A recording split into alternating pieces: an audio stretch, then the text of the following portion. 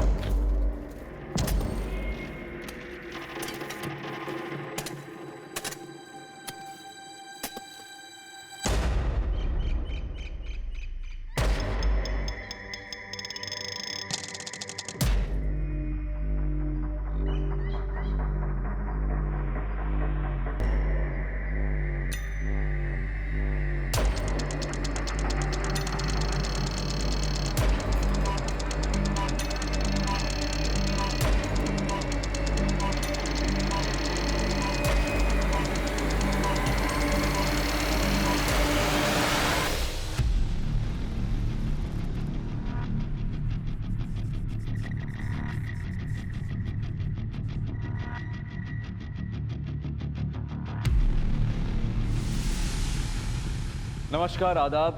मैं Anoop Soni crime petrol सतर्क के ब्लैक हेडलाइंस अध्याय के आज के एपिसोड में आप सबका स्वागत करता हूं। कहते हैं कि समय हर घाव को भर देता है, लेकिन कुछ घाव ऐसे होते हैं जो भर तो जाते हैं लेकिन हमेशा के लिए एक दर्द छोड़ जाते हैं। आज के ब्लैक हेडलाइंस अध्याय के केस में भी कुछ ऐसा ही हुआ था। जब कुछ पुराने पाप उभर कर नए रूप में सामने आए तो उन्होंने कई जिंदगियों को जुर्म की चपेट में ले लिया। शादी कर ले उससे, लेकिन सोना मत। उसके साथ सोई ना तो फिर देख लेना।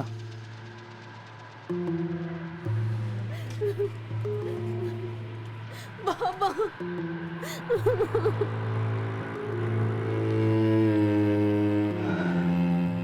तुम तो कह रहा था शादी नहीं करेगा। अरे यार, करनी पड़ रही है। बाबा नहीं मान रहे थे।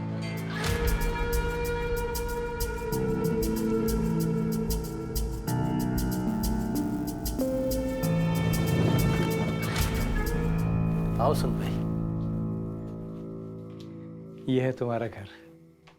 आज गोकुल की माँ होती तो करती सारे रीति रिवाज। मैं तो स्वागत ही कर सकता हूँ।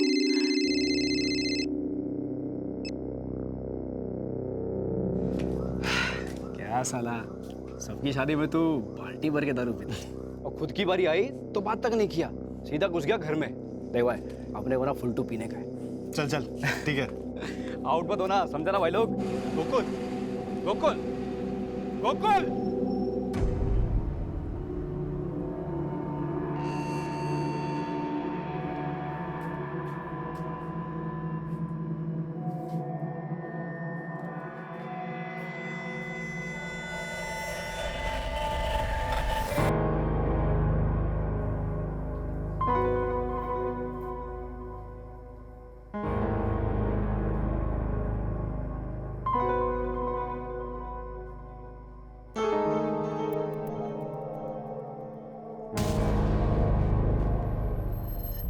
अब आज क्या हुआ है? सर दर्द है। एक और बहाना। 15 दिन हो गए हमारी शादी को। अगर यही सब करना था तो शादी क्यों की? थक गया हूं तुम्हारे बहाने सुन सुन के। कभी सर में दर्द, कभी पेट में दर्द। बहाना नहीं आओ, सच में दर्द है।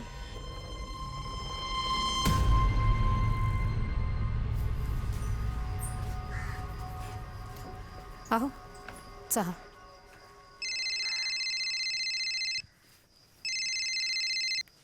हेलो, हाँ साहब, चलेंगे ना साहब? हो साहब, मैं अब भी निकलता हूँ। मुंबई का भाड़ा है। मैं बस यूं गया और यूं आया। और वैसे भी आज की रात मेरे लिए बहुत स्पेशल है।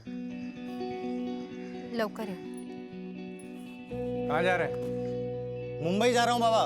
अच्छा, सीधे जा और सीधे आ। दोस्तों के साथ बैठने आने कहीं। और कितने बजे तक आएगा? 11 बजे तक लौट आऊंगा बाबा।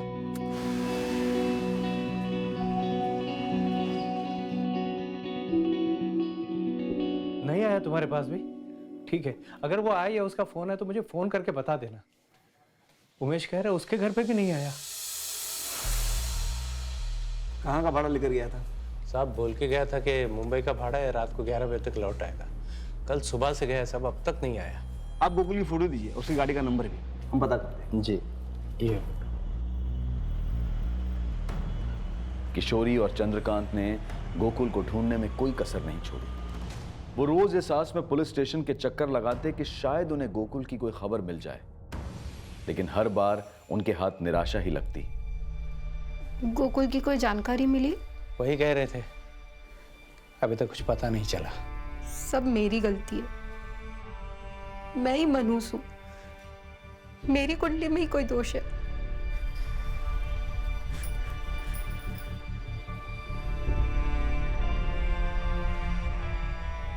समय बीतता गया, लेकिन लाख कोशिशों के बावजूद गोकुल का कुछ पता नहीं चला। ना ही गोकुल की टैक्सी मिली और ना ही उसका कोई नामो निशान। गोकुल की पहचान समय की रेत में ढक कर रह गई और उसकी फाइल भी पुलिस स्टेशन में नए केसेस के नीचे दब गई।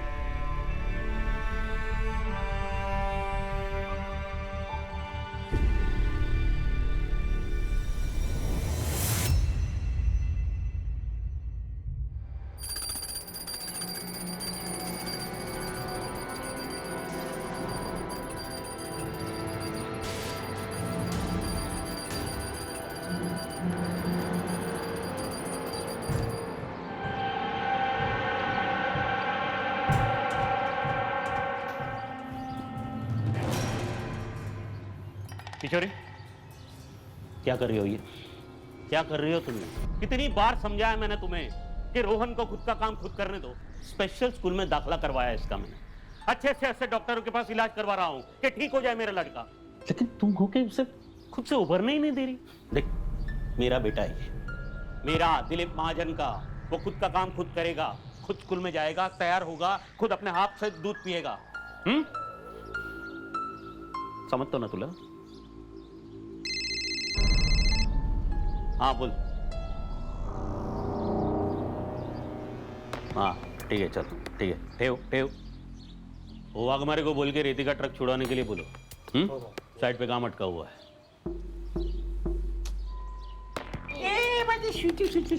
चलो पापाला उशीर होते, ओके? चॉकलेट खातो, चला bye bye bye bye bye.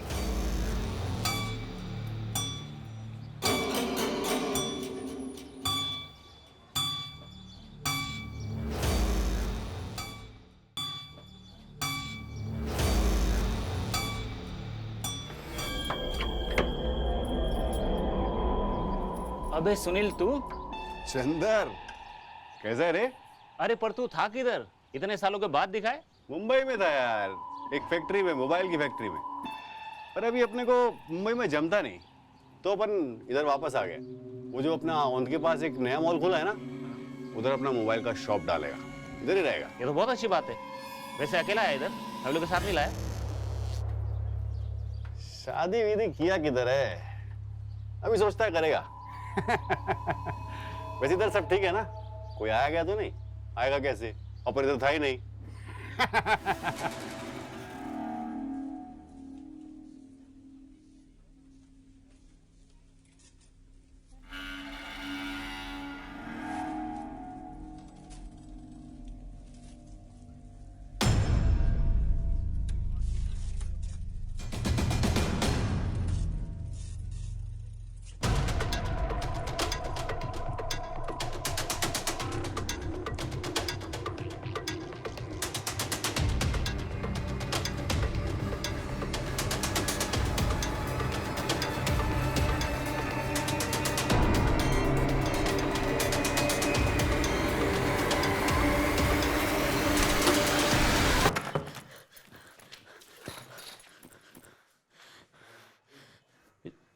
काय झालं रे किशोरी? आज वो पीछा करते करते घर तक आ गया, अभी भी बाहर ही खड़ा है।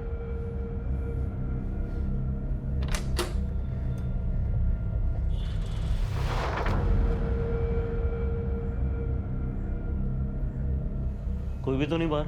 हमें सांगते हैं ना, अब भी बाहर था वो। तेरे दिमाग के अंदर प्रॉब्लम है किशोरी।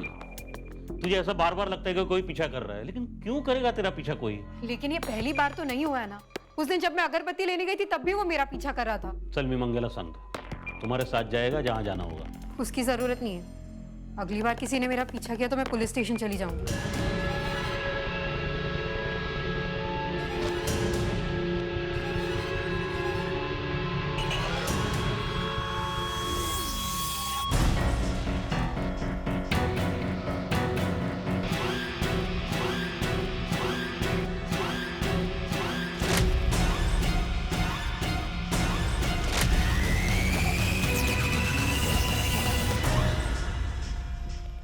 अक्सर देखा गया है कि जब भी हमारे जीवन में कोई अप्रत्याशित घटना होती है तो हमारे प्रियजन, हमारे आसपास के लोग उसे बहुत लाइटली लेते हैं। लेकिन कभी कभी इन घटनाओं में लापरवाही बरतना बहुत भारी पड़ जाता है और हम बेवजह किसी ऐसी बड़ी घटना का शिकार हो जाते हैं जो हमारी सोच से भी परे होती है।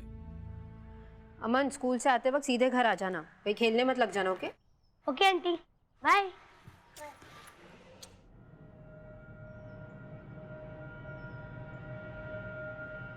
संगीता, हाँ ताई, मैं मार्केट होकर आ रही हूँ। माधुरी का ध्यान रखना, मला जरा वेळ लागेल ना जी।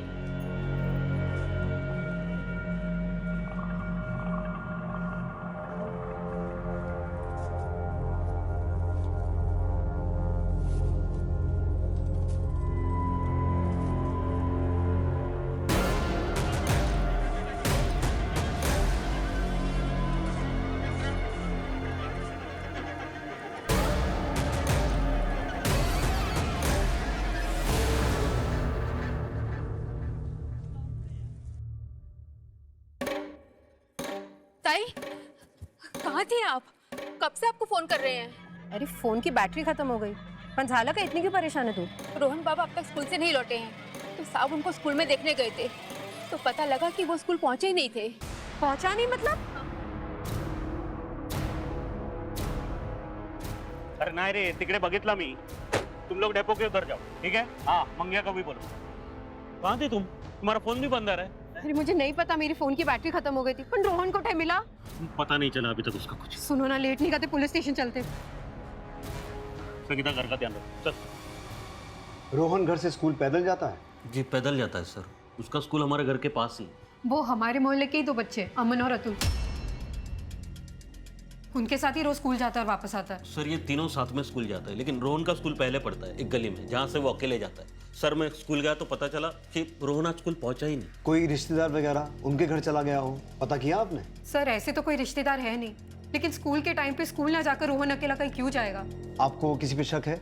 किसी के साथ कोई झगड़ा, कोई दुश्मनी? नहीं सर, ऐसा तो कुछ नहीं है। सब पिछले कुछ दिनों से कोई मेरा पीछा कर रहा है। जी सर। सर 2 दिन पहले पुलिस स्टेशन आई थी और मुझे बताया भी था कि कोई इनका पीछा कर रहा है।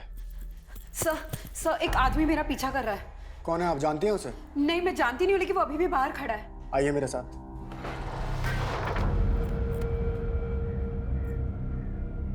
कोई भी तो नहीं है मैडम? अब भी यही खड़ा था वो। क्या हुआ? फिर किसी ने पीछा किया? हाँ ओ, आप कौन? ये मेरे पति हैं, दिलीप महाजन। मैंने इन्हें फोन करके बुलाया। कौन पीछा कर रहा था? आपको चेहरा याद है? स्केच बनवा सकती हैं? मैंने कभी उसे ठीक से देखा नहीं, वो पूरी तरह सामने नहीं आता था। दिलीप जी, हाँ सर। आप काम क्या करते हैं? हाँ, मैं कॉन्ट्रैक्टर हूँ, सिविल। तो आपको किसी का फोन आया? I mean, फिरौती के लिए? अभी तक तो नहीं सर। मेरा रोहन बहुत छोटा है सर, प्लीज उसे जल्दी ढूंढिए। आप फिक्र मत कीजिए, हम पूरी कोशिश करेंगे। आपको कोई भी इंफॉर्मेशन मिले हमें बताइए।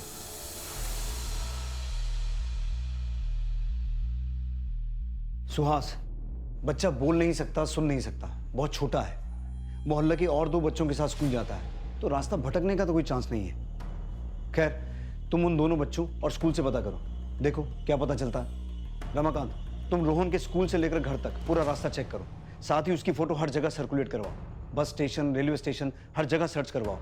कोई भी इंफॉर्मेशन मिले इंपॉर्टेंट हो सकती है। ये सब तुम्हारे कारण हुआ है।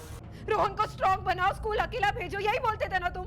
आता बगा, मेरे बेटे का किसी ने किडनैप कर लिया। किशोर, तू ऐसा क्यों समझते है कि किसी ने किडनैप कर लिया उसे? देख देख, पुलिस ढूंढ रही है उसे, मिल जाएगा वो। पता नहीं किस साल में होगा मेरा रोहन।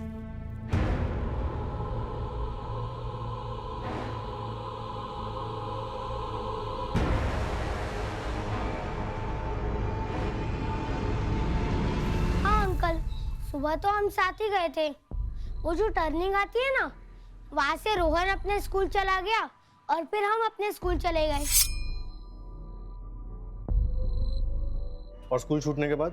स्कूल छूटने के बाद वो टर्निंग पे हम वहाँ वेट कर रहे थे रोहन का, लेकिन फिर वो आया ही नहीं। बेटा जब आप स्कूल जा रहे थे तब आपको ऐसा लगा कि कोई आपका पीछा कर रहा था? नहीं अंकल, ऐसा तो नहीं लगा।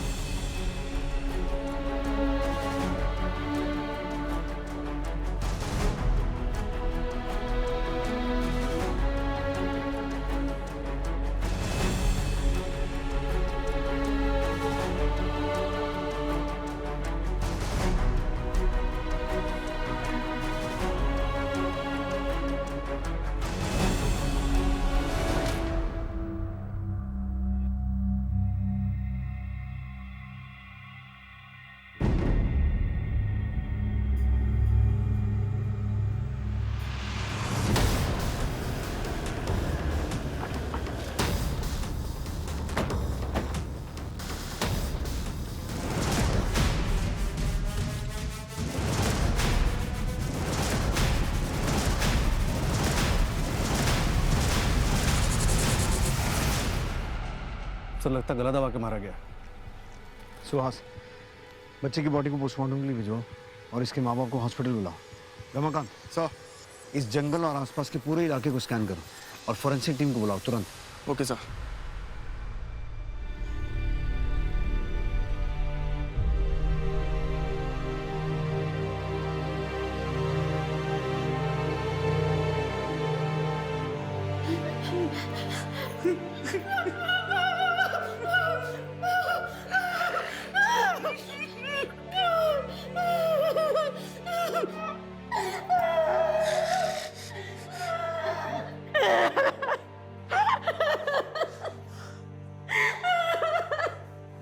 किशोर,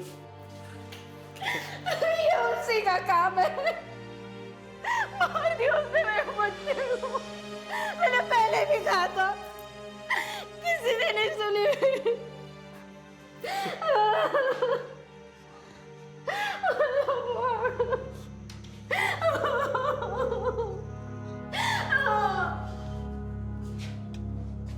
रोहन की बॉडी हमें बकोरी पास के जंगल से मिली। हम अभी इन्वेस्टिगेशन कर रहे हैं। दिलीप जी, मैं आपसे फिर एक बार पूछ रहा हूँ, कोई ऐसा है जो आपको चोट पहुंचाना चाहता हो, आपकी किसी के साथ कोई निजी दुश्मनी हो, जो आपके बेटे रोहन को इस तरह से गला दबा के मारे? सर मैं सिंपल सा कॉन्ट्रैक्टर हूँ। मेरी किसी से क्या दुश्मनी हो सकती है सर?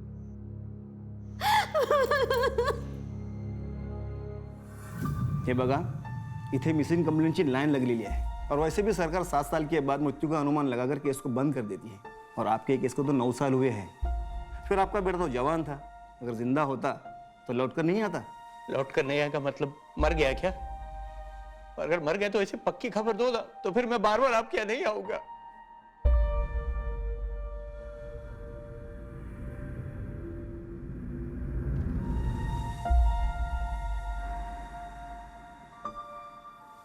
ग्यारह बजे तक लौट आऊंगा बाबा। स्टॉकर का कुछ पता चला? नहीं सर। अगर स्टॉकर ने ही किडनैप किया था और फिर मार दिया तो मकसद क्या था? कहीं ये कोई साइको किलर तो नहीं? क्योंकि फिरौती का भी कोई कॉल नहीं आया और क्योंकि बच्चा बोल नहीं सकता तो जाहिर सी बात है कि चिल्लाया भी नहीं होगा। क्या पता किलर रोहन के माँ बाप तक कोई मैसेज पहुंचाना चाहता हो। ये दिलीप और किशोरी, इनकी पूरी छानबीन करो। हो सकता है इनके इर्द गिर्द हमें कोई क्लू मिल जाए। हाँ गणेश बोल। साहब, पाटिल नगर में एक चाय वाला है, उसका ऐसे कहना है उसने एक आदमी को रोहन और उसकी माँ का पीछा करते हुए और घूरते हुए देखा है। एक काम कर, इस चाय वाले को तुरंत थाने लेकर आ। बोल सुरेश, क्या देखा तुम? साहब, एक आदमी था जो मेरी दुकान पर चाय पीने के लिए आता था। ये फोटो जो दिखाई गणेश ने, ये लड़का और उसकी माँ को वो घूरता था और उन लोगों का पीछा करता था वो।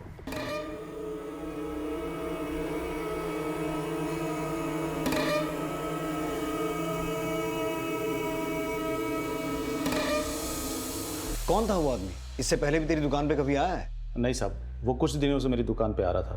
शक्ल याद है? स्केच बनवा सकते हो? जितना याद है बता दूंगा साहब।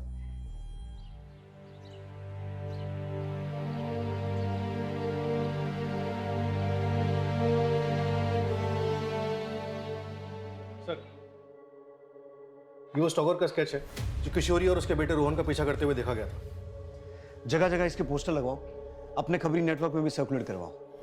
इसे जल्द से जल्द पकड़ना होगा।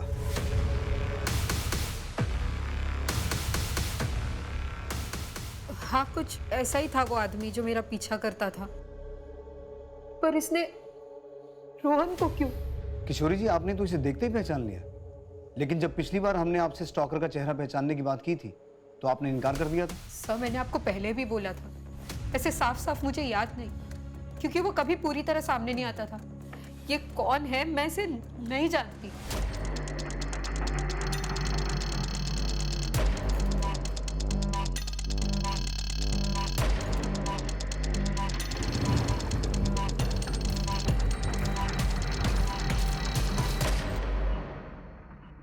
नमस्कार भाऊ।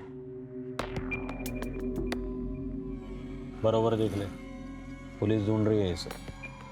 उससे पहले तुम्हें उसे ढूंढना है। आप टेंशन मत लो भाऊ, हो जाएगा।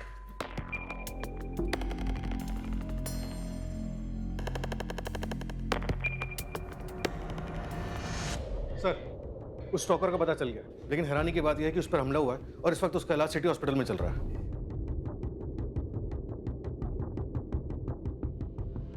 आदमी का नाम सुनील है और उस पर चाकू से वार किया गया था। हथेलियां बाहर आ चुकी थी। वो खुद अपने पेट को समेटकर यहां तक आया था। अब वो खतरे से बाहर है। आप उससे पूछताछ कर सकते हैं। Thank you.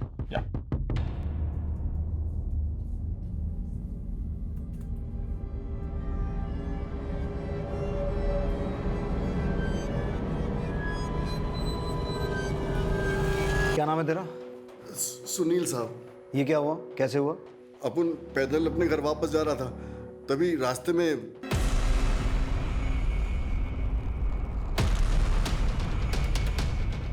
तो क्या लगता है तुझे, किसने हमला करवाया ये? अपन का तो किसी से कोई दुश्मनी भी नहीं है साहब। अभी कुछ ही दिन हुए अपन को पुणे आए साहब। ये औरत, इसका पीछा क्यों करता था तू?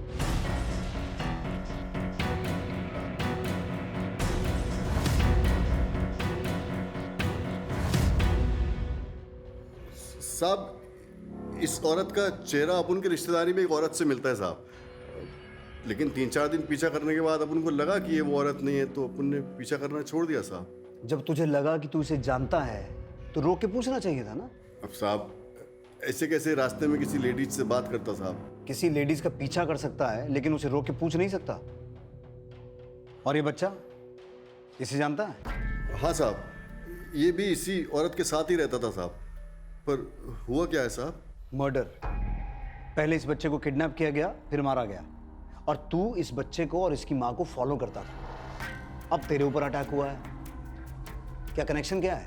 कोई कनेक्शन नहीं है साहब। अपन तो बस एक आध बार इस औरत का पीछा किया साहब। अपन तो इसको जानता भी नहीं।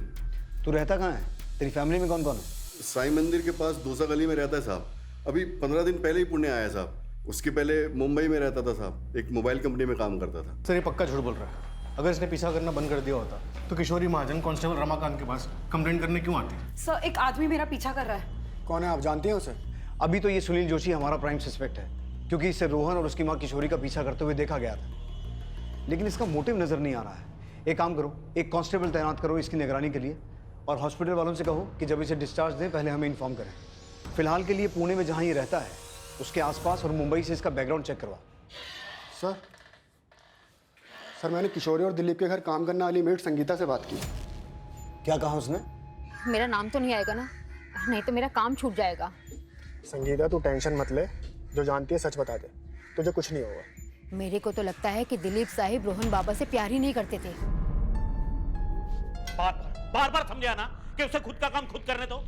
कौन सा पाप किया था कि मुझे ऐसा बेटा पैदा हुआ मेरे? मैं जहां भी जाता हूँ लोग बोलते दिलीप भाव को लड़का दिखो, बोल नहीं सकता, सुन नहीं सकता।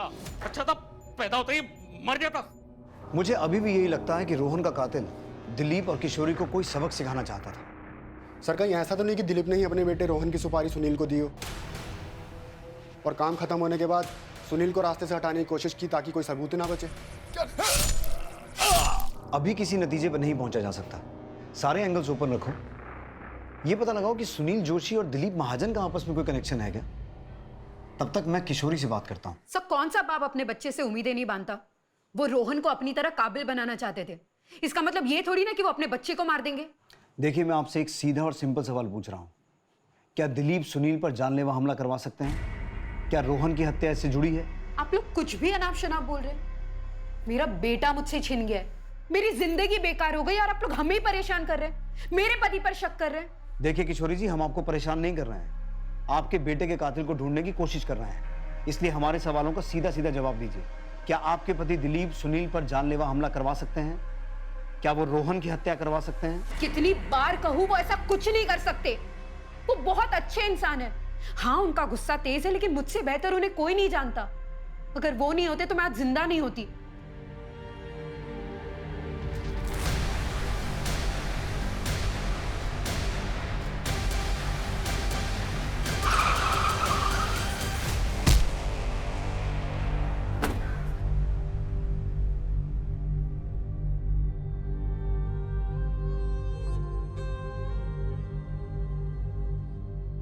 आप ही सोचिए, जिसने मेरी जान बचाई, मुझसे शादी की, मुझे सहारा दिया, वो भला अपने बेटी की जान कैसे ले सकता है? अब मुझे आपसे कोई बात नहीं करनी है।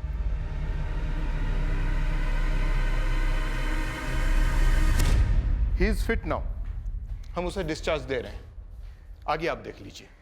अभी के लिए तुझे जाने दे रहे हैं, लेकिन ये मत समझना हमारी नजर नहीं रहेगी तुझ पे। हमें बिना बताए तो शहर से बाहर नहीं जा सकता और रोज थाने आना पड़ेगा तुझे हाजिरी देने के लिए, समझा? ठीक है साहब, अपन आ जाएगा रोज आपसे मिलने। अभी चलता है।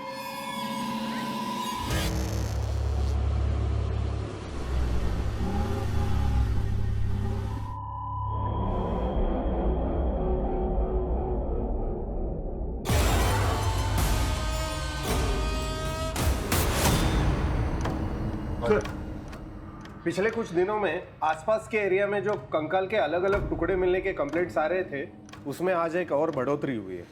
किसी गाड़ी के नीचे एक कंकाल का सर मिला है। अभी तक जितनी भी हड्डियां मिली हैं सबको एफएसएल लैब में टेस्टिंग के लिए भिजवाओ और रिपोर्ट मंगवाओ।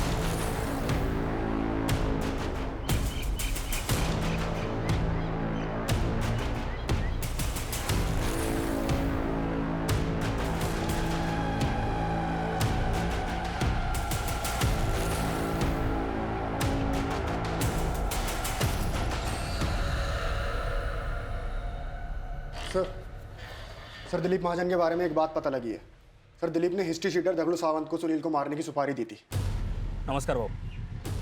क्या? साहब अंदर आ जाओ।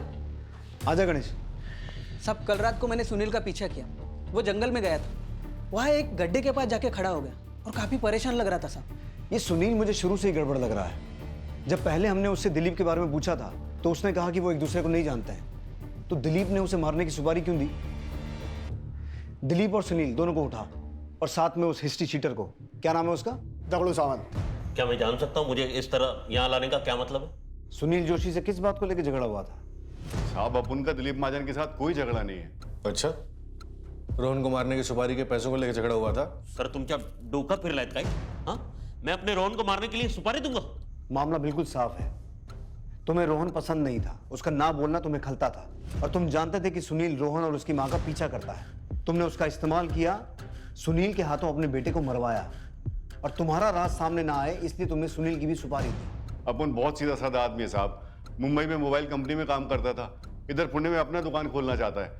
साहब अपन कौन सा एंगल से आपको सुपारी लेने वाला लगता है साहब, और वो भी छोटे बच्चे की? सर आप जानते हैं आप क्या बोल रहे हैं? मेरा बच्चा मरा है सर, और उसके कातिल को पकड़ने के बजाय आप मुझ पर शक करें। बार बार एक ही बात दोहरा रहे हो कि मैंने अपने रोहन की सुपारी दी उस सुनील को मारने के लिए। सर मैं 1000 बार कह चुका हूं कि मैं नहीं जानता हूं ये कौन है, सुनील पुनील जो भी है।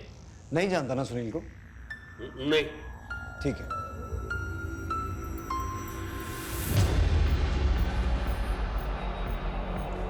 अब भी तू यही कहेगा कि तू सुनील को नहीं जानता? बोल।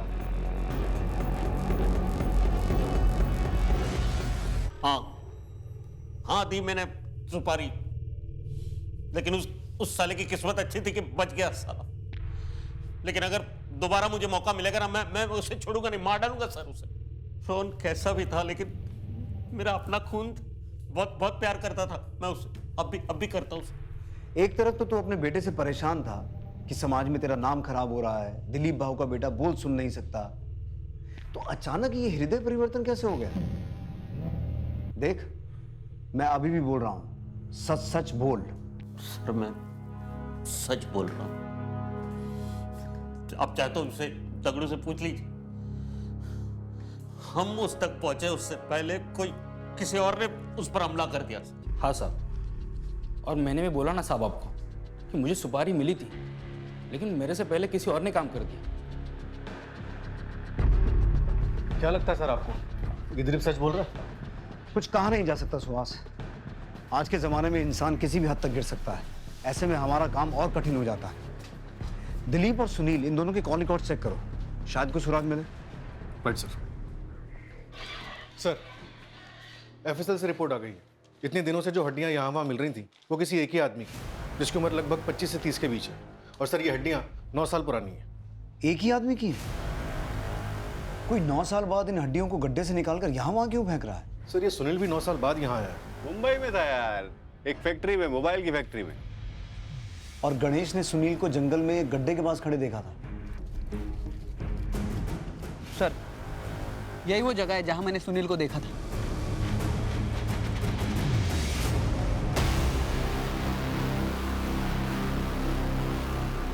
एक और हड्डी। सर 9 साल बाद इस तरह से हड्डियों को बाहर निकाला गया है। आखिर को करना क्या चाहता है? अपने राज को हमारे सामने आने से रोकना चाहता है। आसपास चेक करो। सुहास,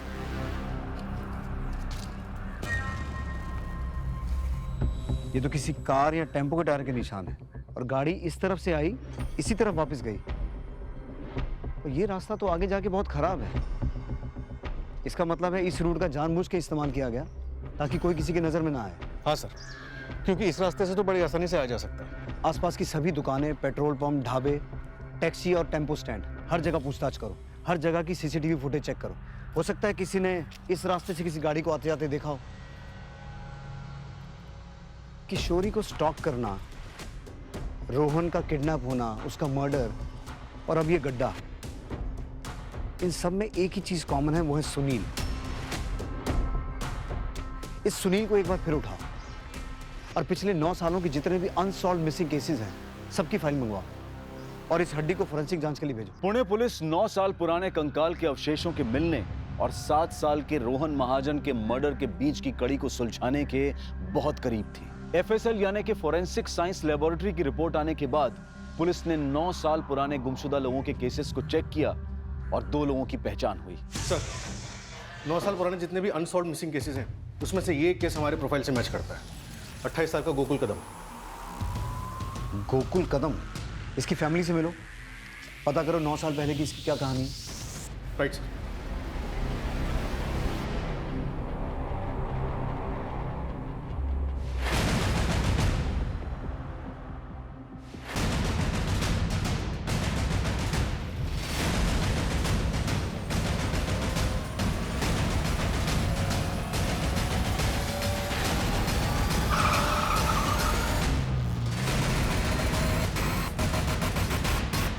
क्या? हाँ सर। तुम तो कह रहा था शादी नहीं करेगा। अरे यार करनी पड़ रही है, बाबा नहीं मान रहे थे। किशोरी की शादी 9 साल पहले इस गोकुल के साथ हुई थी और शादी के कुछ ही दिनों बाद यानी 21 मई 2010 को गोकुल घर से ये कह के निकला कि वो मुंबई को भाड़ा लेकर जा रहा है और आज तक घर वापस नहीं लौटा। ये किशोरी, सुनील और दिलीप, इनके बीच कुछ ना कुछ खिचड़ी तो पक रही है। तुम गोकुल के पिता को DNA सैंपलिंग के लिए लेके जाओ, इन तीनों से मैं निपटता हूँ। साहब, मेरे बेटे के बारे में कुछ पता चला क्या? देखिए हमें कुछ हड्डियां मिली है, एक बार आपका DNA सैंपल मैच करा के देखते हैं, शायद जवाब मिल जाए। सर सुनील कल से हाजिरी पे नहीं आया। मैं उसके घर पे गया था, वहां पे भी नहीं है। उसका फोन भी स्विच ऑफ आ रहा है।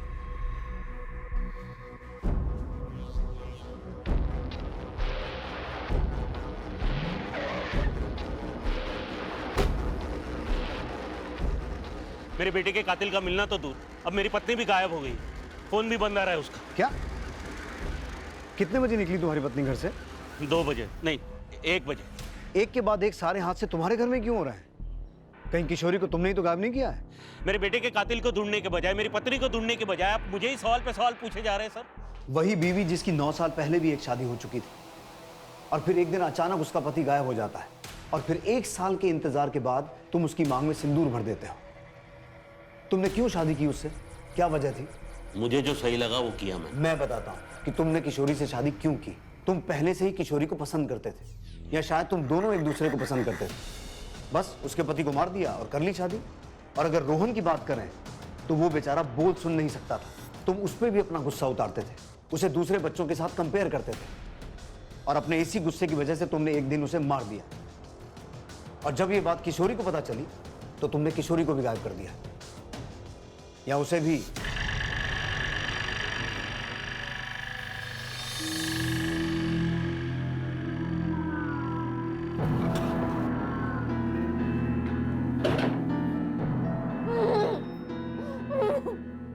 मुझे मेरी बच्ची के पास जाना, छोटी है वो, मेरे बिना नहीं रह पाएगी। क्यों कर रहे हो ऐसा?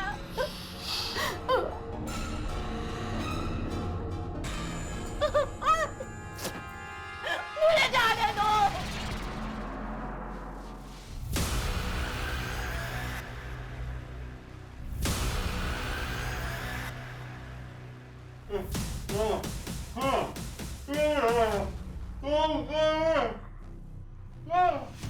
जिस जंगल के गड्ढे से गोकुल कदम के अवशेषों को निकाला गया था, पुलिस ने हाईवे से उस जंगल को कनेक्ट करती हर सड़क पर लगे सीसीटीवी कैमरा के फुटेजेस को घंटों घंटों बैठकर देखा और एक सीसीटीवी फुटेज में उन्हें एक टेम्पो जंगल की तरफ जाता और फिर वापस आता दिखाई दिया और ये टेम्पो किसी पकिया नाम के आदमी का था।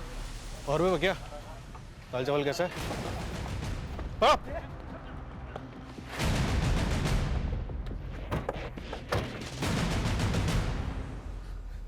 मुंह खोलने के लिए और टाइम चाहिए तो बाद में आता हूँ। सब बताता हूँ साहब। सब एक आदमी ने मेरा टेम्पो किराए पे लिया था। इन दोनों में से कौन था? इनमें से कोई नहीं था साहब। तो बोल कौन था?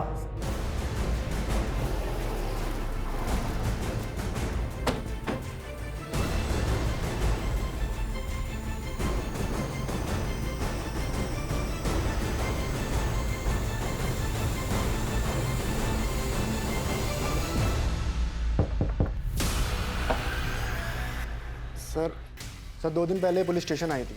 कोई भी तो नहीं है मैडम? सर दिलीप ने हिस्ट्री शीटर दगड़ू सावंत को सुनील को मारने की सुपारी दी थी। आप लोग यहाँ पे? हमें नहीं पता था हमारे बीच रहकर इतना बड़ा खेल खेलने वाला हमारा अपना ही आदमी है।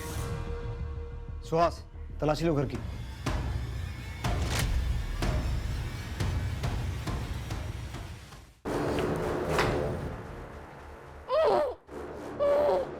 खोलो।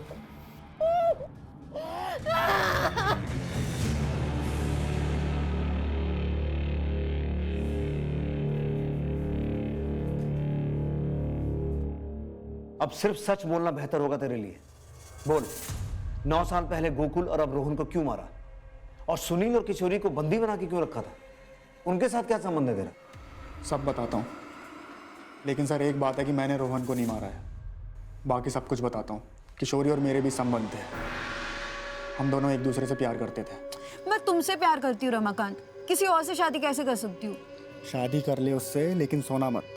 आगे जो करना है वो मेरे पर छोड़ दे। अगर उसके साथ सोई ना तो फिर देख लेना। जाति अलग होने की वजह से घर वाले राजी नहीं थे, इसलिए हम शादी नहीं कर सकते थे। फिर एक दिन किशोरी के पिता ने गोकुल से उसकी शादी कर दी। हमने पहले ही तय कर लिया था कि शादी भले ही गोकुल से हो जाए, लेकिन वो रहेगी सिर्फ मेरी, और वक्त आने पर हम शादी कर लेंगे। मैंने रमाकांत की बात मान ली और तय कर लिया कि मैं गोकुल से दूर ही रहूंगी और उसे भी अपने करीब नहीं आने दूंगी। अब आज क्या हुआ है? सर दर्द है। एक और बहाना। 15 दिन हो गए हमारी शादी को। अगर यही सब करना था तो शादी क्यों की? लेकिन गोकुल का गुस्सा बढ़ता गया और एक दिन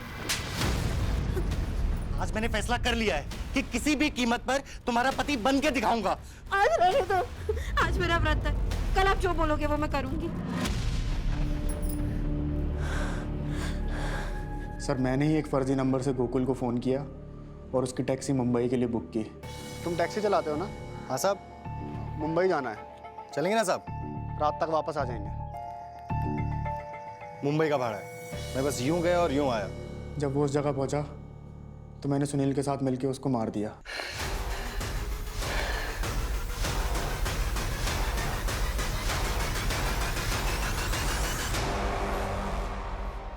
मैंने गोकुल की गाड़ी तालाब में धकेल दी थी। सब कुछ रफा दफा हो गया था। सुनील मुंबई चला गया था, पर मैं और किशोरी एकदम से शादी नहीं कर सकते थे। कहीं ना कहीं से हमारे ऊपर शक जा सकता था।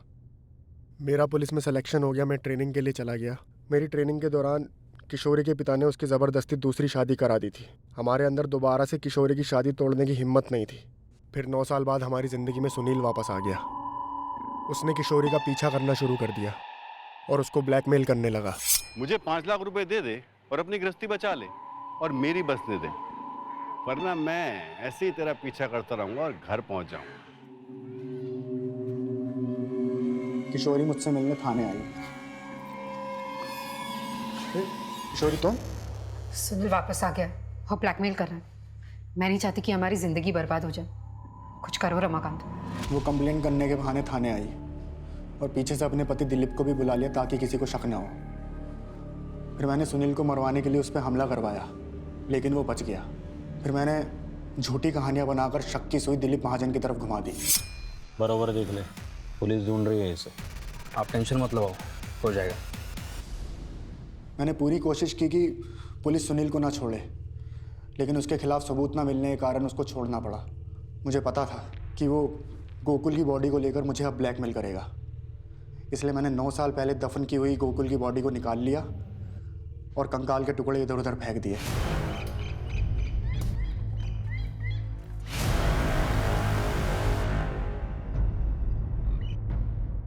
सुनील के लिए मेरा शक यकीन में बदल गया जब मैंने उसे गड्ढे के पास देखा।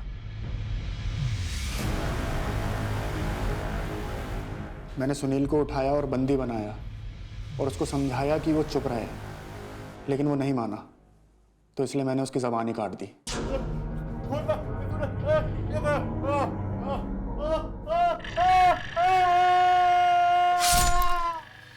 और किशोरी के अपहरण के पीछे का क्या ड्रामा है? वो मुझसे मिलने आई थी, लेकिन वो गन ले आई। उसे लग रहा था इन सब के पीछे का जिम्मेदार मैं हूँ। अपने बच्चे के अपहरण से वो हताश हो चुकी थी। उसने बिना मुझसे पूछे आप लोगों से कंप्लेंट कर दी। रोहन की हत्या और सुनील के पीछे पड़ जाने के बाद वो पूरी तरह से टूट गई थी। मुझे डर था कि वो अपने बच्चे के गम में सारी सच्चाई आपको ना बता दे, इसलिए मैंने उसको भी किडनैप किया।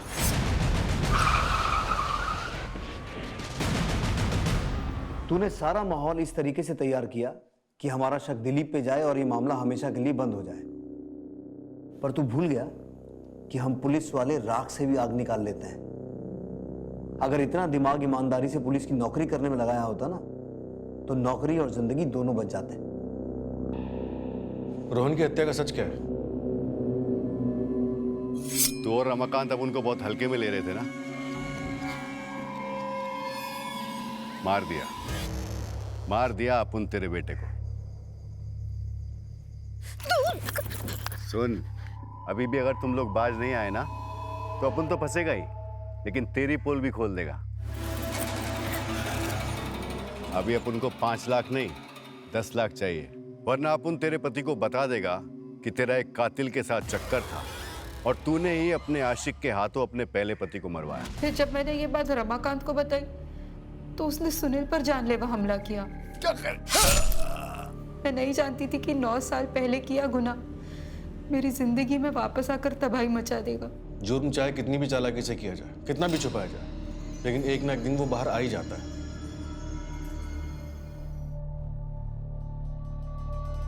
आत्महत्या करने की कोशिश ढूंढता क्या? हाँ, मेरे साथ इतनी जिंदगी गुजारने के बाद इतना सब कुछ छुपाया तो मुझे एक बार कहाँ होता, एक बार तो आज हमारा रोहन ना जिंदा होता।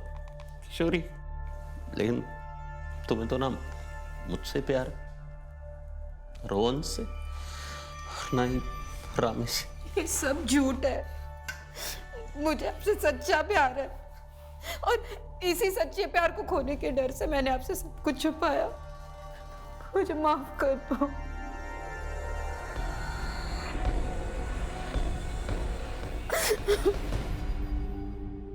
अगर इंसान सही और गलत का फर्क समझ ले, भले और बुरे को जान ले, तो जुर्म का ख्याल आने से पहले ही उसके कदम पीछे हट जाते हैं। लेकिन जब इस सकारात्मक यानी कि पॉजिटिव सोच को कुचल दिया जाता है, तो अपराध की दहलीज पार करते हुए समय नहीं लगता और फिर अपराध नए नए रूप में जन्म लेता है। किशोरी ने गोकुल से शादी तो कर ली, लेकिन निभा नहीं पाई। उल्टा पीछा छुड़ाने के लिए अपराध के दलदल में फंस गई। वो चाहती तो अपने बनाए इस चक्रव्यूह से गोकुल को अपना कर खुद को आजाद कर सकती थी, लेकिन उसने आजादी के लिए अपराध का दामन थामा और अंजाम आप सबके सामने है। इसलिए सोचें, समझें और जीवन के हर मोड़ पर सही फैसला लें, ऐसा फैसला जो आपके जीवन चक्र को सुखद बनाए। अब मैं अनूप सोनी आपसे विदा लेता हूं। फिर मुलाकात होगी क्राइम पेट्रोल सतर्क के ब्लैक हेडलाइंस अध्याय में एक और नए केस के साथ। और याद रखें, क्राइम और आपके बीच में सिर्फ इतना फर्क है कि आप कितने सतर्क हैं। सतर्क रहें, सुरक्षित रहें। जय Hind. For more updates, subscribe to our channel, click the show links and enjoy watching the videos.